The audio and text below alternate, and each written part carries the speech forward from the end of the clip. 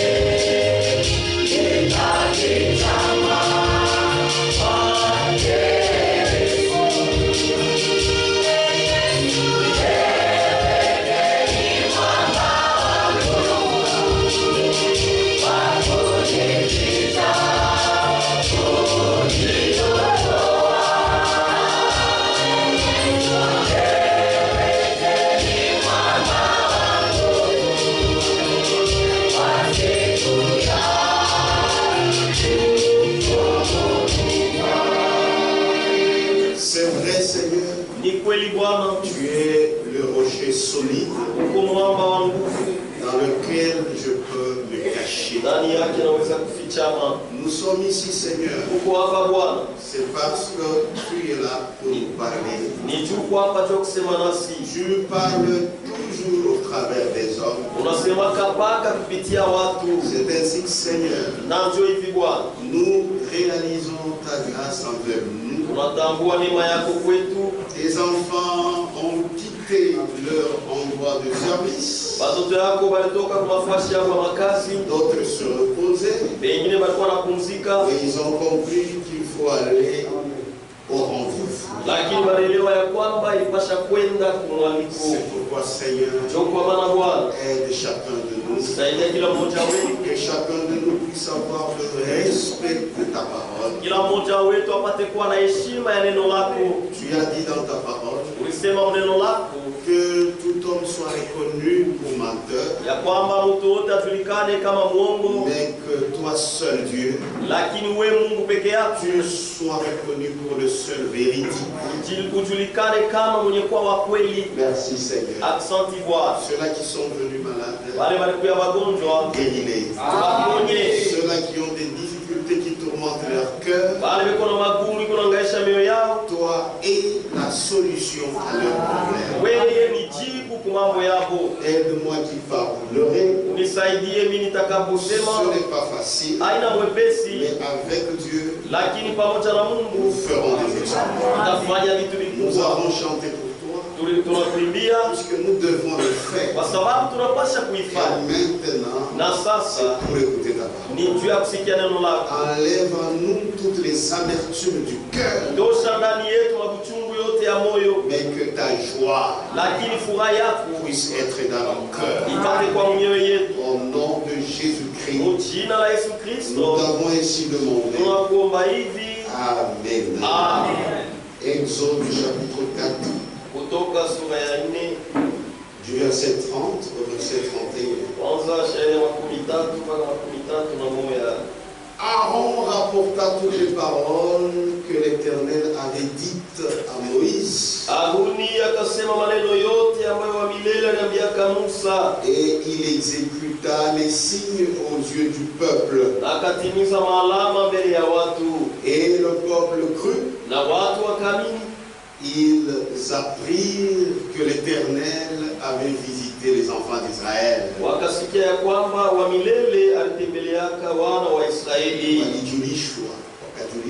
Ils apprirent que l'Éternel avait visité les enfants d'Israël, qu'il avait vu leur souffrance, et ils s'inclinèrent et se prosternèrent. Que Dieu vous bénisse. Vous pouvez vous asseoir. On leur a dit, on a réuni les anciens du peuple d'Israël. Quand vous arrivez au verset 29, Moïse et Aaron poursuivirent leur chemin. Et ils assemblèrent tous les anciens des enfants d'Israël. Aaron rapporta toutes les paroles que l'Éternel avait dites à Moïse. Et il exécuta les signes aux yeux du peuple. Puisque Israël, il devait reconnaître que c'est Dieu. Ils comprennent que Dieu les avait visités. Et le peuple crut. Ils apprirent que l'Éternel avait visité les enfants d'Israël. Il avait vu leur souffrance. Et ils s'inclinaient et se prosternèrent pour dire c'est vrai, Dieu nous a visités, nous reconnaissons cela. Ils s'inclinaient et se prosternèrent. C'est une grâce d'être visité dans sa vie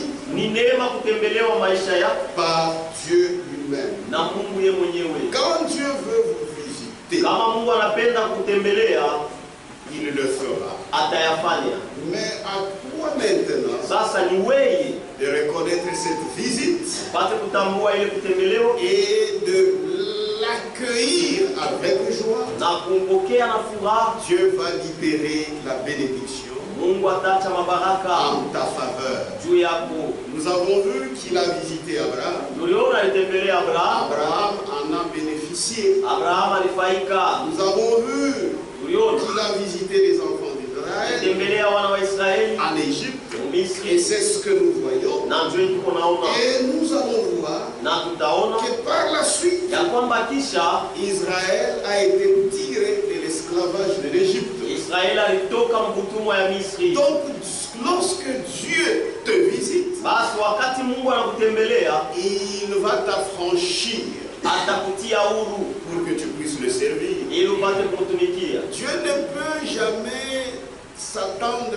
à un service Mungu hawezi kuongojea kamwe kazi moya de quelqu'un qui est en prison. ya mtu mwenye kuwa mkifungo. Lui, quand il veut que tu le serves, Yeye kama anapenda umtumikie, d'abord, il mbele va te libérer. atakutia huru, D'abord, mbele il va te sortir de l'esclavage. atakutosha mkutumwa, Il va faire que tu puisses être libre atafanya ukwe huru pour que tu puisses maintenant le servir. ili uweze sasa kumtumikia. C'est pourquoi il a dit ceci à Moïse. Aliambia hivi Musa, Et Moïse aussi devait le dire à Aaron. na Musa naye alipasha kumwambia Dans Haruni Exode 4:22, mkutoka sura ya il ile zaidi ya dit 12, Israël nasema est Israeli mon premier-né, mzaliwa wangu wa kwanza, laissez aller mon fils acha mwana wangu aende pour qu'il me serve. ili anitumikie, Puisqu'il ne pouvait pas servir l'Éternel. kwa sababu hakuweza kumtumikia wazee Tant qu'il était là-bas en Égypte, wakati yote walikuwa mle puisque Misri, en Égypte, kwa sababu on les Misri avait tournés en esclaves. bali bafanyaka bakwe batumwa. La même chose avec toi aujourd'hui. Kitu moya moya na wewe Pour leo, que tu serves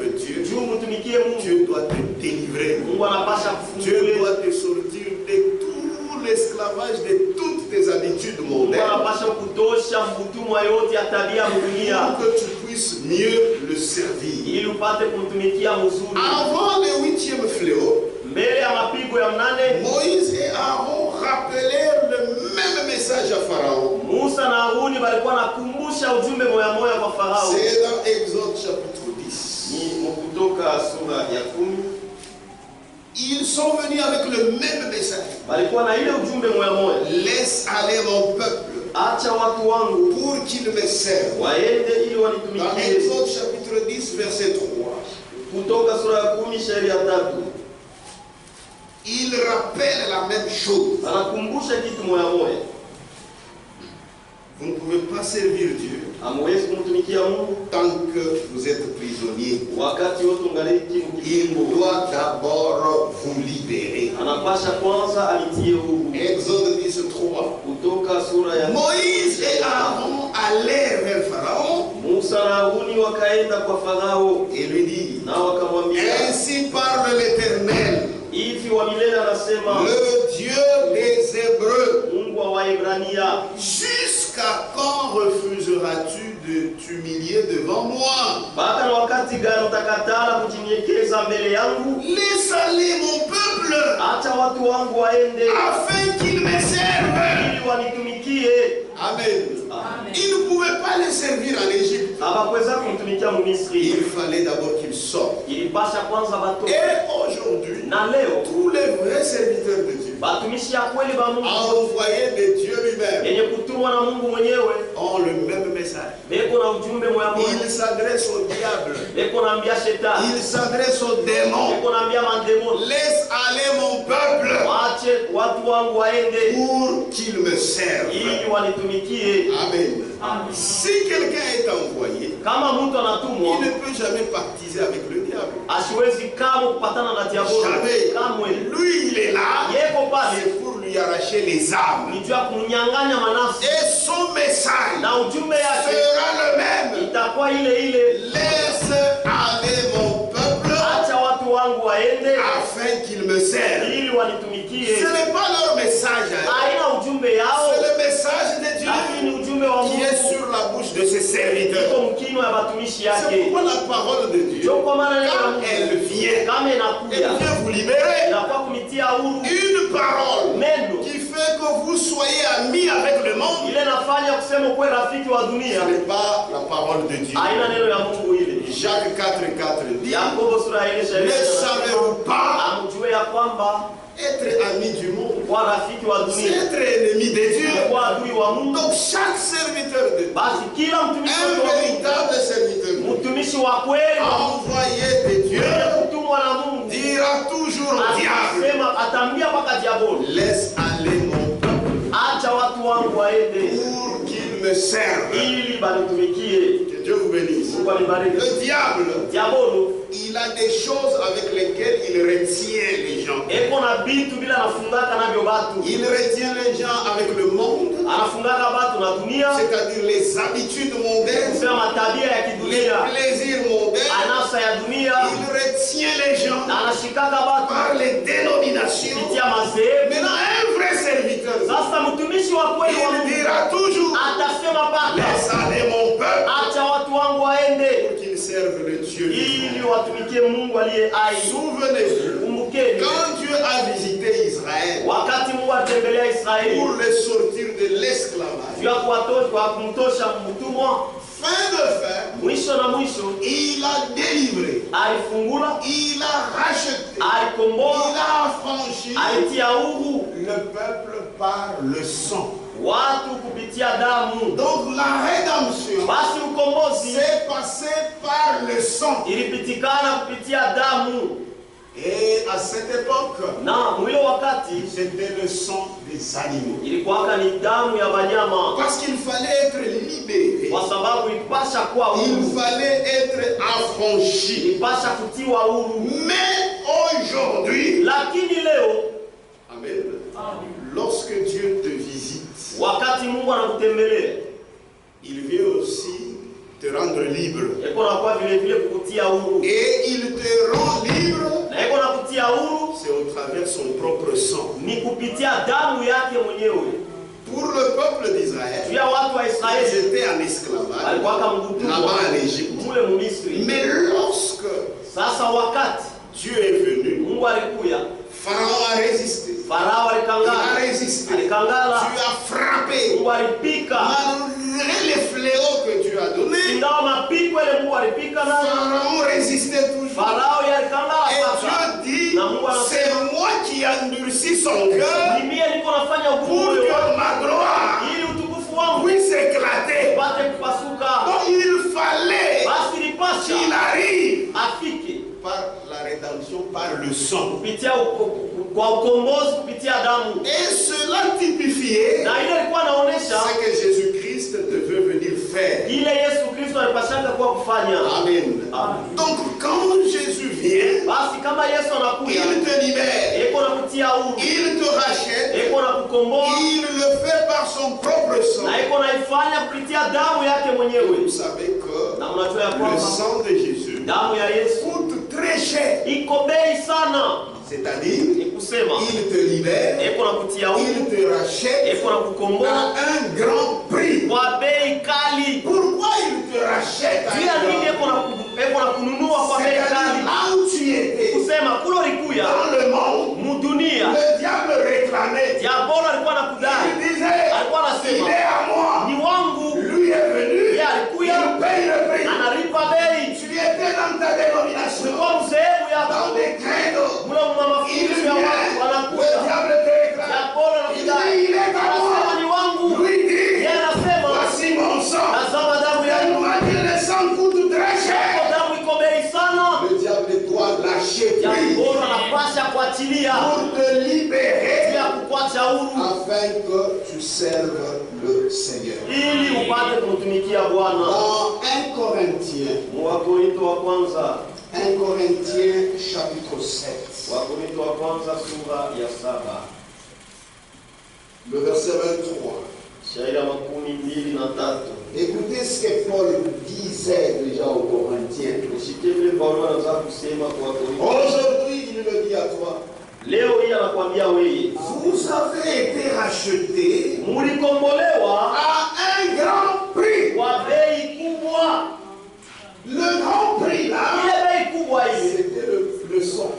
ni damu. C'est ce qu'on appelle la rançon pour nos péchés. Wewe wanaita bei kali aujourd'hui. Kusema leo Le diable ne peut rien réclamer. diabolo hawezi kudai kitu. Puisque Jésus a payé. Kwa sababu Yesu alilipa. Pour te sortir de l'esclavage. Il a payé le prix. Alilipa bei. Aujourd'hui, tu ne peux plus t'enivrer. Leo hii hauwezi tena kulevika. Si tu t'enivres, c'est toi-même. Kama unalevika ni wewe mwenyewe. A déjà été payé. Ishalipiwa. Amen. Aujourd'hui, tu ne peux pas rester dans une dénomination. Leo hii hauwezi kubakia msehemu. Non, Hapana. le prix a déjà été payé. Ishalipiwa. Tu peux sortir. Unaweza kutoka. Parce que tu as été racheté. Kwa sababu ulinunuliwa À un grand prix. kwa bei kali. Bien écoutez. Sasa msikie. Vous avez été racheté Ulinunuliwa à un grand prix. kwa bei kubwa. Ne devenez pas esclaves des hommes. Mshikwe batumwa ya watu. Pourquoi? Juu ya nini? Vous avez été racheté à un grand prix. Ulinunuliwa kwa bei kali. Comment resterez-vous encore les esclaves des hommes? Namna kali tena mtabakia batumwa ya watu. C'est pourquoi celui qui croit véritablement, Ndio kwa maana ule anaamini vya kweli. aucune trace d'esclavage ne restera sur lui. Hakutakwata nyayo moja ya utumwa itabakia juu yake. Amen. Amen. Je ne peux plus porter les habits d'homme. Siwezi kuvala mavazi ya wanaume Puisque le Seigneur a refusé, kwa sababu Bwana je anakataa. ne suis plus esclave. Mimi sina tena mtumwa. Son sang m'a libéré. Damu yake ishanitia huru Pour que je respecte la parole de Dieu. ili niheshimie neno ya Mungu. Je ne peux plus être voleur. Siwezi kuwa mwizi. Jésus a payé Yesu un alilipa grand prix bei pour kubwa que je ne sois plus voleur. ili nisikuwe tena mwizi. Amen. C'est la vérité. Ni ukweli. Toi qui restes attaché au credo, Woloshabakia na matara kuile à l'église de tes parents, kanisa ya wazazi mais yako. Jésus Yesu a déjà payé le prix. acha kulipa bei. Ne sois plus esclave des hommes. Hapana kuwa tena mtumwa ya watu. Oh, le papa surintendant a Oh, dit, Papa Suletana nous alisema. ici c'est Jésus qui a dit. Siye hapa ni Yesu anasema. Pourquoi? Tu as dit, Parce que c'est Jésus qui a payé le Kwa prix sababu ni Yesu alilipa de bei notre rédemption. ya ukombozi wetu. Vous avez été rachetés Mulinunuliwa à un grand prix. kwa bei kubwa. Quand vous avez ça en tête, Kama kuna hii mkichwa yako, aucune chose ne vous rendra plus esclave. hakuna kitu kitakufanya kuwa mtumwa. Tu es esclave du commérage. Uko mtumwa wa mashimano. Tu comprendras. Utaelewa J'ai été racheté ya kwamba à un grand prix. kwa bei Je ne kubwa. vais plus utiliser les commérages. Siwezi tena kushimangana. Je suis insolent, Niko wa kibembe. mais j'ai été racheté Kombolewa à un grand prix. Je ne serai plus insolent. sitakuwa tena wa kibengo. C'est pourquoi, Ndio kwa maana si tu crois, kama tu unani feras ça. utafanya hivi. Mais si tu ne crois pas, Lakini kama tu ne wani le feras pas. hautayafanya. C'est pourquoi Ndio kwa maana la foi imani véritable ya kweli se manifeste par les œuvres. inaonekanaka kupitia matendo. Puisque celui qui comprend la valeur du sang de Jésus-Christ, Kwa sababu anaelewa bei ya damu ya Yesu, il vivra correctement. ataishi mzuri mzuri. Vous avez été rachetés à un grand prix. Ulikombolewa kwa bei kali. Ne devenez pas esclaves des hommes. Ushikwe batumwa ya batu. Amen. Surtout dans les dénominations. Zaidi mu Les mazerezo gens sont des esclaves des hommes. bantu ni batumwa ya watu. La Bible dit Biblia inasema la femme mwanamke ne doit pas parler asipashe kusema dans l'assemblée des saints. makutano ya watakatifu. Si elle a une question, Kama iko na ulizo qu'elle pose à son mari. aulize bwana yake. Mais dans toutes les églises Lakini makanisa yote où les femmes prêchent, kule wanamke wanahubiria, quand vous leur posez la question, kama unapouliza ils vous diront, wataniambia c'est notre pasteur qui a dit, ni mchungaji wetu ndio c'est alisema, notre ni surintendant. surintendant wetu. Mais nous, Lakini c'est si la parole. ni neno, Nous ne sommes plus esclaves des hommes, hakuna tena watumwa ya nous watu, sommes esclaves de Dieu. tuko watumwa ya C'est Mungu. pourquoi c'est seulement la parole de Dieu Ndio kwa maana ni neno ya Mungu qui tu aura cours dans la véritable église de Jésus-Christ. ndio itafanyika kabisa mkanisa ya kweli ya Yesu Kristo. Vous avez été rachetés. Mulikombolewa. Ici, c'est seulement si tu as été racheté. Hapa ni kama vya kweli ulinunuliwa. Vous avez été rachetés Mulinunuliwa à un grand prix. kwa bei kubwa. Ne devenez pas esclaves des hommes. Usikwe batumwa ya watu. Le même sang qui nous a rachetés, Ile damu ya moyo c'est tununua le même sang qui lave notre conscience Que nous servions notre Dieu vivant. Si votre conscience est sale, vous ne pouvez pas servir Dieu vivant. Si vous avez une conscience morte, tu ne peux pas servir le Dieu vivant. Mais le diable te dira, malgré que ta conscience est sale, tu peux servir le Dieu vivant. Avec une conscience sale, tu vas servir le diable. Mais en ce qui concerne notre Dieu vivant, on le sait avec une conscience pure. Et quand vous lisez la Bible, la Bible dit la foi marche toujours avec une conscience pure qu'on appelle bonne conscience. Donc, si tu as la foi, automatiquement le sang de Jésus a lavé ta conscience. C'est-à-dire quoi? Ce que tu faisais avant de croire, amen, tu ne le feras plus. Si tu le fais maintenant, la conscience va te faire mal. Que Dieu vous bénisse. C'est pourquoi, frère, la Bible dit, c'est lui qui cite les noms du Seigneur doit s'éloigner de l'iniquité. Qu'est-ce qui fait qu'il s'éloigne de l'iniquité? C'est la conscience qui a été lavée par le sang précieux de Jésus-Christ. Vous n'allez pas voir le sang de Jésus avec les yeux comme ça. Non, il l'a déjà versé une fois pour toutes. Aujourd'hui, croyez ce que je vous prêche. Quand vous croyez ce que je vous prêche, automatiquement votre conscience est purifiée pour servir le Dieu vivant. C'est pourquoi la rédemption se fait par le sang. C'est pourquoi la Bible dit, vous avez été rachetés à un grand prix. C'est le sang de Dieu lui-même. Dans l'Ancien Testament, c'était le type. C'était le sang des animaux. Le sang des animaux, c'est pas cher. Maintenant, si tu peux l'avoir, tu peux. Mais pour avoir le sang de Jésus, il faut la foi. Puisque quand vous avez la foi, vous avez accès au sang. C'est la vérité.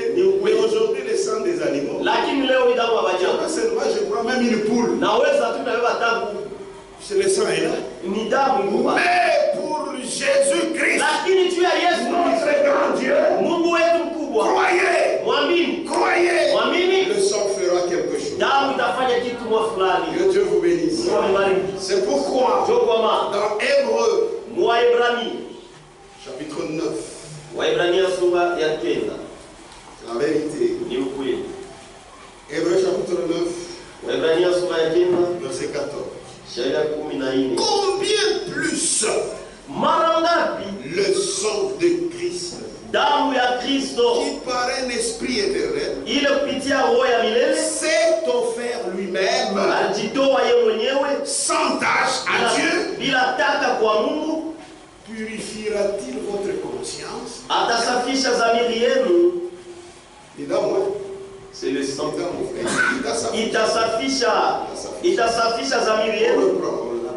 Combien plus le sang de Christ, qui par un esprit éternel s'est offert lui-même sans tâche à Dieu, purifiera-t-il votre conscience des œuvres mortes, afin que vous serviez le Dieu vivant? C'est pourquoi ne vous comparez jamais avec les dénominations. Vous, le sang a travaillé sur votre vie. C'est pourquoi c'est difficile, même si aujourd'hui j'arrive, je dis à partir d'aujourd'hui, mes soeurs, en Christ, En Christ, il n'y a ni homme ni femme. On met aussi les pantalons. Vous ne saurez pas. Les véritables ne sauront pas.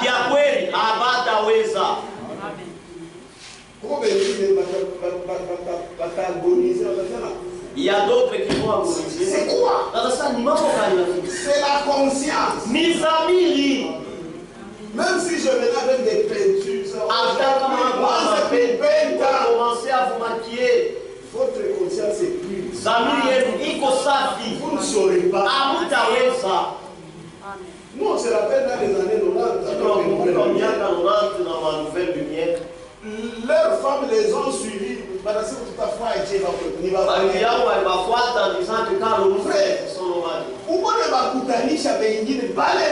Ils étaient touchés par le sang. Mais vous trouvez les autres, ceux qui étaient touchés par le sang. Pourquoi vous ne vous maquillez pas pour moi? Oh, nos frères, c'est conscience. Vous avez travaillé. Si Jésus te travaille, tout le monde saura. Il a été travaillé. Maintenant, la conscience n'a pas été travaillée. Frère, quand bien même vous parlez comment? À côté, elle porte des pantalons. Sa conscience n'est pas purifiée. Elle fait des histoires. Elle fait des histoires. Pourquoi? Tu as une conscience n'a jamais été touchée. Puisque la foi et la bonne conscience marchent de pair. C'est la vérité. Dieu vous bénisse. À combien plus forte raison? Combien plus le sang de Christ? Par un esprit éternel. C'est offert lui-même sans tâche. Purifiera-t-il votre conscience des œuvres mortes afin que vous serviez le Dieu vivant? Vous ne saurez pas. Tu vas vouloir faire la tête. Mais quelque chose te dira il faut réparer. Amen. Ta conscience a déjà été lavée des œuvres mortes. Le corps te pousse à le faire. Et quand il arrive que tu le fais, la maladie, tu deviens allergique. C'est-à-dire tu deviens triste. Tu étais une prostituée. Mais lorsque ta conscience est travaillée, tu ne sauras plus. Que Dieu vous bénisse. Jusque-là, nous avons parlé de deux visitations. La première visitation qui avait été faite à Abraham. Et la deuxième visitation qui a été faite aux enfants d'Israël. Toutes ces deux visitations étaient le type de la visitation que le grand Dieu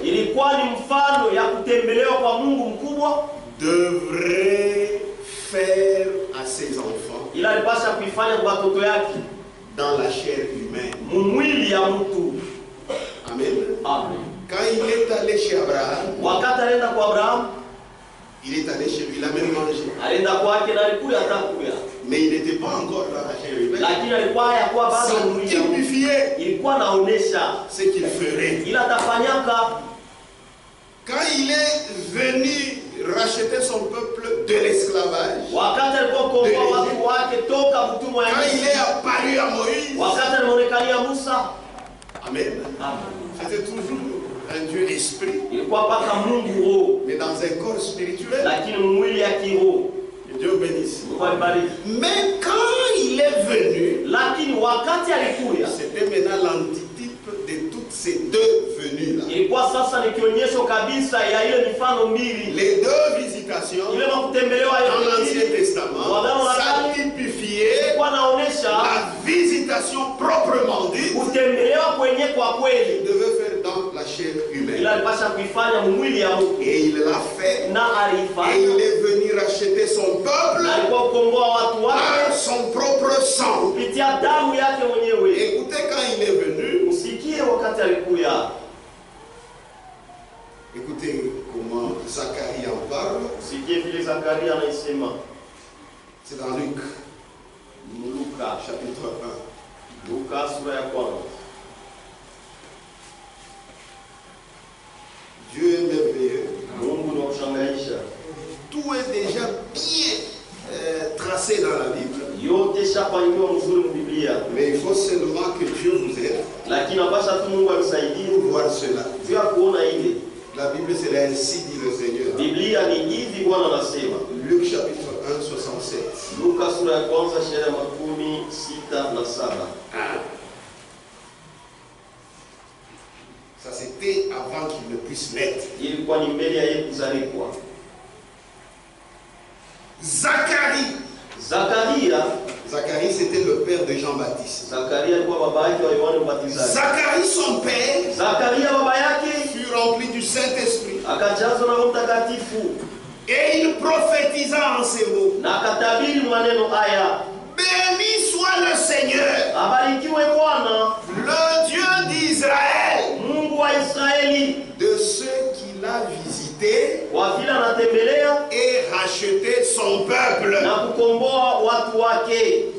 C'était une prophétie. Ilikuwa ni unabii Peu avant que Jésus ne naisse. mbele ya Yesu kuzaliwa. Béni soit le Seigneur, Abarikiwe Bwana le Dieu d'Israël, Mungu wa Israeli, de ce qu'il a visité kwa vile anatembelea et racheté na son peuple. kukomboa watu wake. Dieu, quand il vous visite, Mungu kama il vient anakutembelea pour vous racheter. inakuwa ni juu ya kukombola.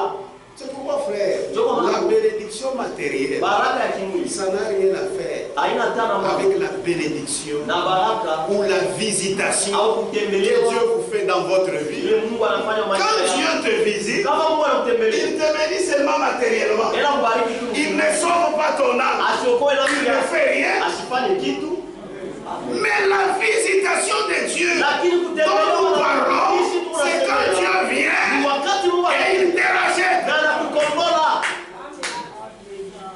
Béni soit le Seigneur, Abarikiwe Bwana le Dieu d'Israël, Mungu wa Israeli, de ce qu'il a visité kwa vile anatembelea et racheté son na peuple. kukomboa watu wake. Maintenant écoutez.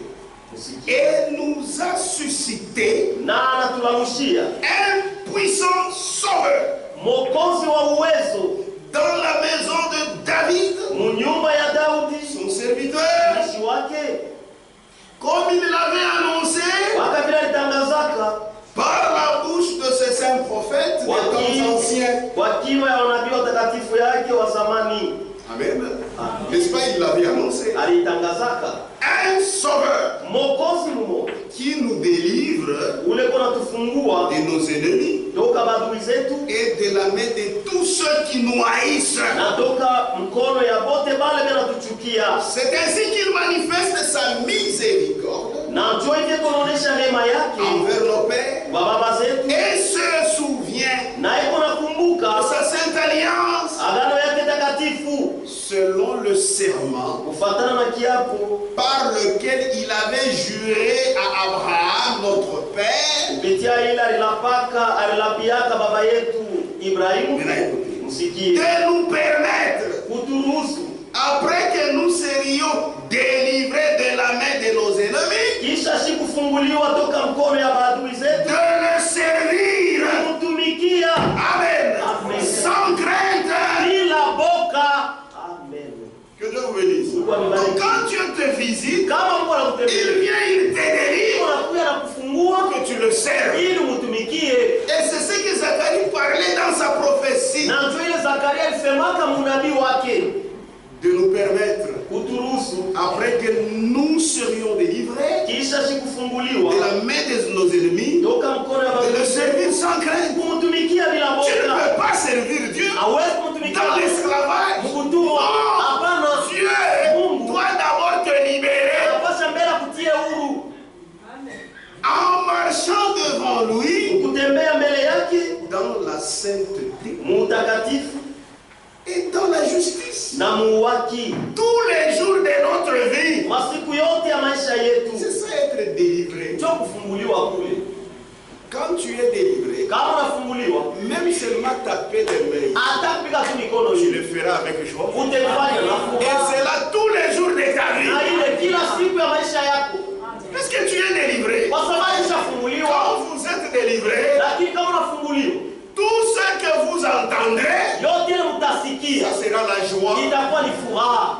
Même les chants des oiseaux, Hata tu makulalamiko ya ndege utasikia ces kusema oiseaux, nous le Seigneur, kama ndege ndio msifu parce que tu Bwana. es délivré, Kwa sababu c'est une ushafunguliwa nouvelle vie ni uzima qui est en toi. ile kundani yako. Même le monde Hata dunia te regardera itakuangalia et s'étonnera. na watashangaa.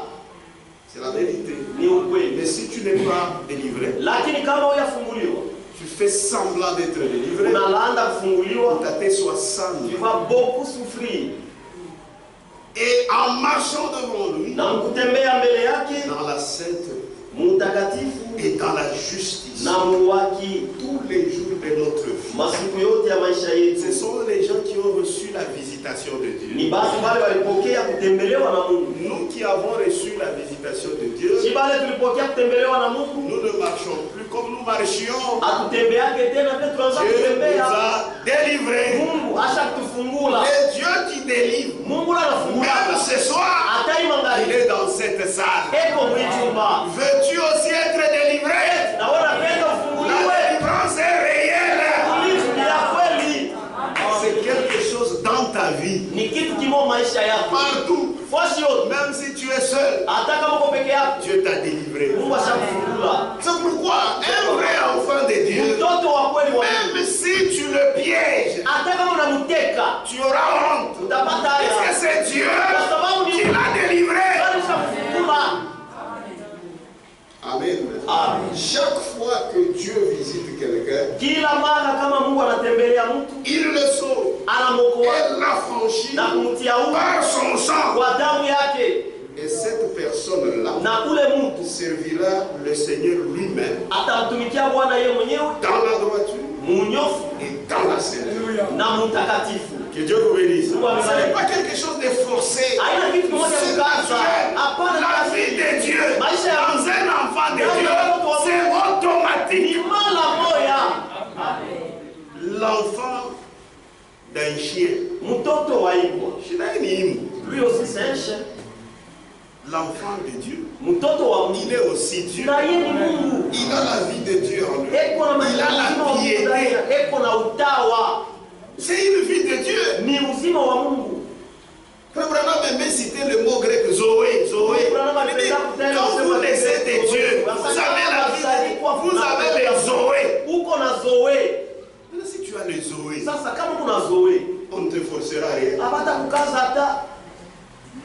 Amen. Amen. Même si les gens pensent du mal de toi, Hata kama watu wanakuwazia tu vibaya. comprends que c'est parce qu'ils ne sont pas sauvés. Unaelewa kwa kusema ni jua habaya okolewa. Mais quand quelqu'un n'est pas sauvé, lui pense que tout le monde est comme lui. Yeye kuna wakati sema watu wote beko sahihi.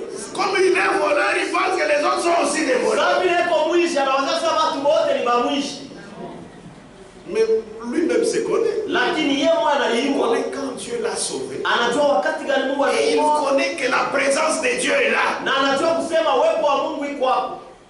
Il sait, Anajua. frère, Ndugu, l'expérience de Dieu onjo ya Mungu est véritable. ni ya kweli.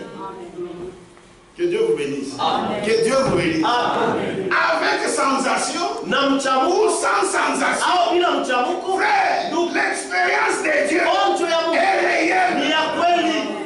Si quelque chose s'est passé dans ton cœur, Ni kitu kimoja kile kilipitikana moyo wako. amen, Amen. tu comprendras, Utaelewa. même par ta vie, Hata kupitia maisha tu yako sentiras utasikia que quelque ya chose kwamba kitu moja s'est passé dans ma vie. kilipitikana maisha Ce yako. n'est pas ce que j'étais, Haina kile mais il y nilikuwa. a quelque chose de nouveau Sasa kitu dans ma vie. kipya maisha yangu. Amen. C'est la vérité.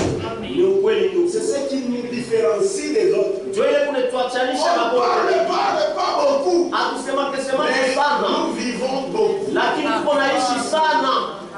C'est la vérité. Ni Parce que ukweli. si la vie Juu kama maisha de quelqu'un est en toi, ya ya mtu iko ndani yako. Tu feras comme cette personne là. Utafanya sawa ule mtu. Mais la vie de Dieu Lakini mzima wa Mungu iko ndani yako. aussi correctement. Utaishi mzuri. Chaque fois que Dieu visite quelqu'un, Kila wakati Mungu anatembelea mtu, il le sauve anamuokoa et affranchi par son sang. na kumtia huru kwa damu yake, Personne na ule mtu servira le Seigneur atamtumikia Bwana dans la sainteté mtakatifu et dans la justice. na muwaki. Et vous savez quoi? Na mnajua Servir l'Éternel, kumtumikia wa milele c'est mettre en pratique sa parole. ni kutumikia neno C'est lake. ça, servir l'Éternel. Ndio kutumikia wa milele, Garder sa parole. kuchunga neno lake. C'est ça, mettre en pratique la parole. Ndio kutumikia neno. Mon frère, je garde la parole. Hapana ndugu, mimi unasonga leo. Ma Bible dit mon gars. Non, non. C'est C'est mettre en pratique. ni kutumikia. Mon frère, je garde la parole. Ça, c'est pour la négocier. J'ai beaucoup de brochures. Inapatikana Ce n'est pas ça.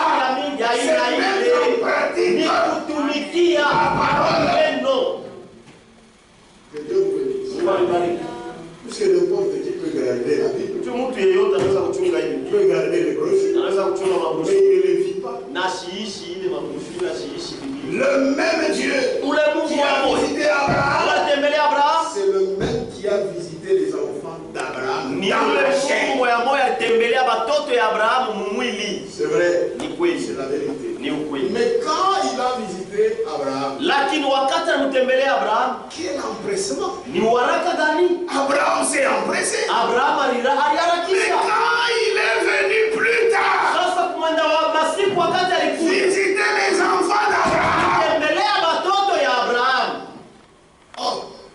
oh, quand cet ange est venu, Wakati ule malaika alikuja, l'ange de l'Éternel, malaika wa c'est Bwana, Dieu lui-même. Mungu ya Quand il mwenyewe, est venu, wakati alikuja il lui a dit, il a confirmé la promesse akahakikisha malako que tu auras un fils. ya kwamba utapata mwana, Et c'était Isaac. na ilikuwa ni Isaka. Et d'Isaac, Na tokea Isaka, Jacob, Yakobo hivi na il y a eu maintenant les 12 patriarches. kwa sasa bababu. C'est ça Israël. Ndio Israeli. Ils ne viennent pas d'Ismaël, hein, Abatokea kwa Ismaeli, d'Isaac, banatokea kwa Isaka, l'enfant de la promesse. mtoto wa malako. Maintenant, quand il est venu dans la chair, Sasa wakati alikuwa mwili, ce sont ces enfants-là ni bale batoto qui ba venaient de la postérité bale batoto promise. uzao yenye kulakiwa. Il est venu maintenant les voir. Alikuya Ce sasa qu'il avait kuwaona, promis s'était réalisé. ila linakaka ilitimilika. Ils sont devenus nombreux. Basi kwamba mingi Et là, il dit, sasa anasema comme j'avais visité leur père, kabla vitembelea je vais visiter maintenant sasa vitenda kutembelea sasa ses enfants, batoto yake, les enfants d'Abraham. batoto ya Abraham. Il arrive, Anafika au lieu qu'il l'accueille bali babo comme kumpokea leur père sasa vile babao l'avait accueilli avec empressement, au lieu qu'il le serve. bali bamutumiki, Ils ne l'ont pas fait. lakini hawakuifanya, Ils l'ont rejeté. bakamkatala. Ils ont dit qu'il était un démon. Balisema ya kwamba alikuwa ndemona. Disons, Usome Job Yohane 18. Yohane sura ya 18. Est-ce qu'on est ensemble? Amen. Dieu visite son peuple. Mungu anatembeleaka watu wake. La visitation de Dieu. Kutembelewa na Mungu. Est-ce que vous allez reconnaître ça? Eti utitambua C'est facile, hein? iko La mwepesi visitation de Dieu. kutembelewa na Mungu. Mais la visitation de Dieu Lakini kutembelewa na ne Mungu peut t'apporter quelque chose inaweza kupatia kitu que fulani, si tu la reconnais. ni kama unaitambua Et que si na ni tu kama accueilles Dieu unampokea Mungu avec empressement, na uharaka avec joie, na furaha comme Abraham l'avait sasa fait. Abrahamu vile alifanyaga. Maintenant, toi dans ta vie, Sasa wewe et maisha tous les jours, ya kila siku est-ce que tu accueilles le Seigneur? eti unampokeaka Bwana, Donc tu dis, j'ai été visité hilo unasemaka nilitembelewa dans cette génération, wiki dans sasa cet âge de wiki Laodicée. sasa ya Laodikia Dieu m'a visité. alinitembelea. C'est bien de danser, Iko mzuri c'est kucheza, bien de chanter, iko mzuri kuimba, mais c'est difficile de vivre. lakini iko nguvu kuishi. Jean 8, Yohane sura ya 8 39. shairi ya 39. Il lui répondit, Akamjibu, frère, somme en modèle, c'est au pluriel. Il lui répondit, je n'ai pas dit il est là. Ok, 8, 39. Jean 8, 39, frère. Yohane sura ya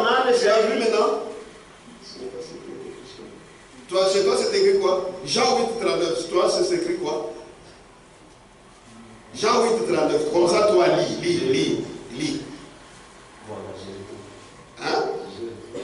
Donc c'est écrit aussi comme ça chez toi. Toi, tu dis, c'est pas écrit comme ça chez moi. Alors, il faudrait que tu dises le nom de Jean 8, 39. Il lui répondit. C'est ça. Il lui répondit. Qui lui répondit? Les enfants d'Abraham. Qui sont sortis d'Isaac. Il lui répondit. Notre père. C'est Abraham.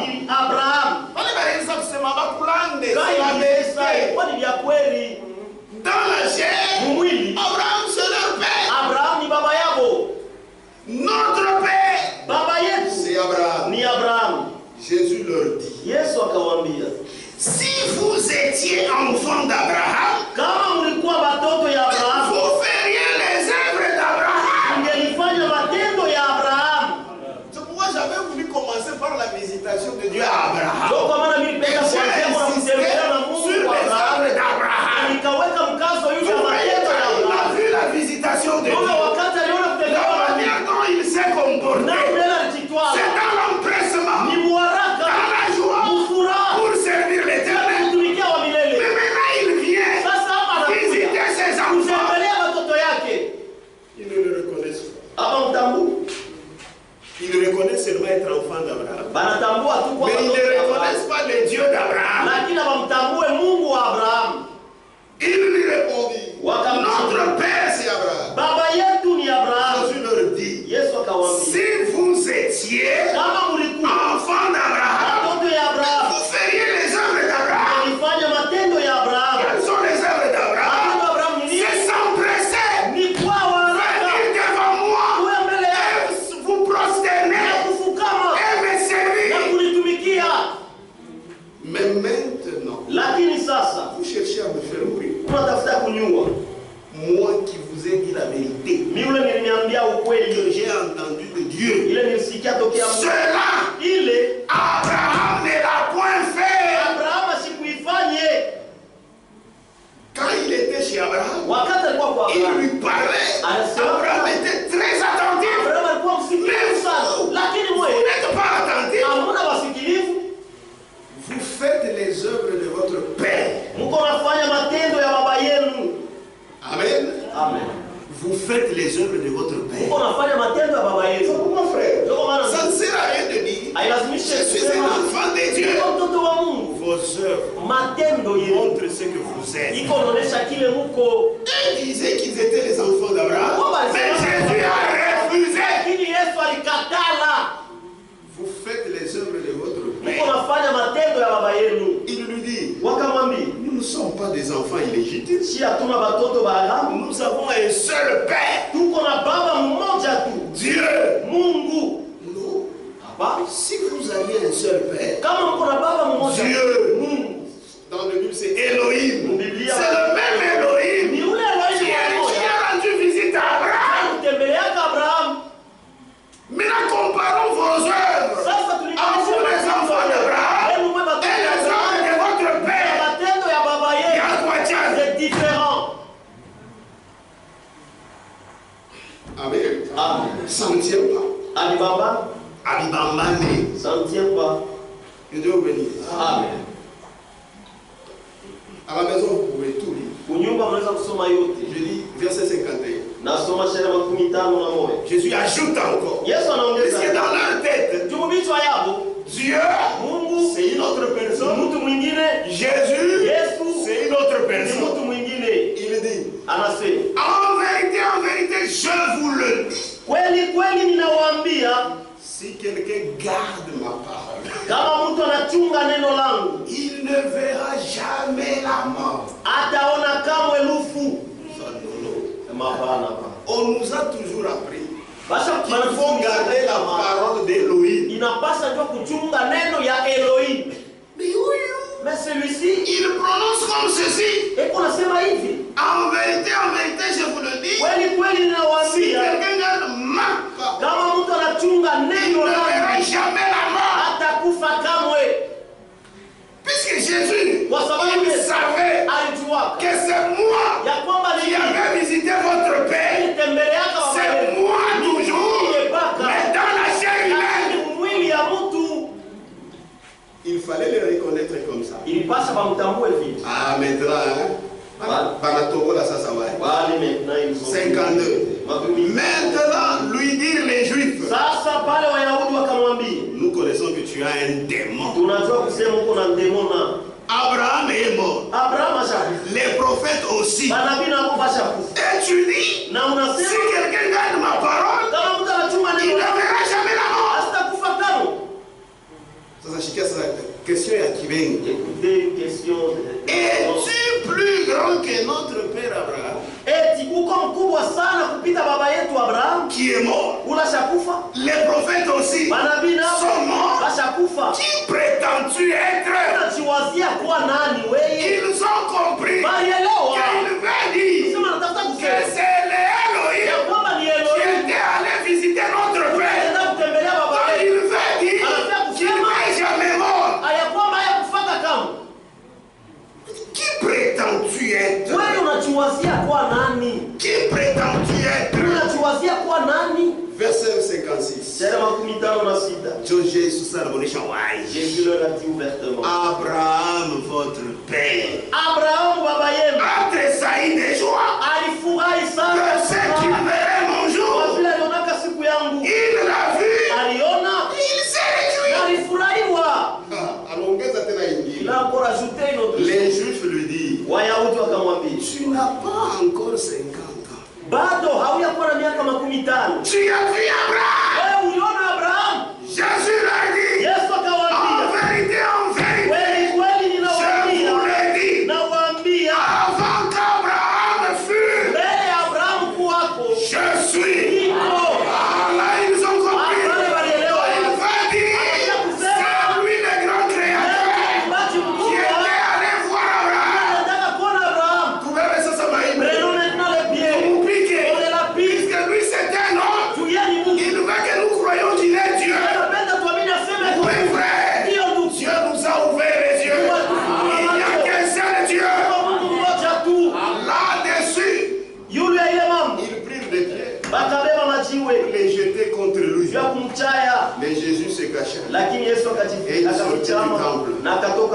Lèvons-nous et adorons le Seigneur.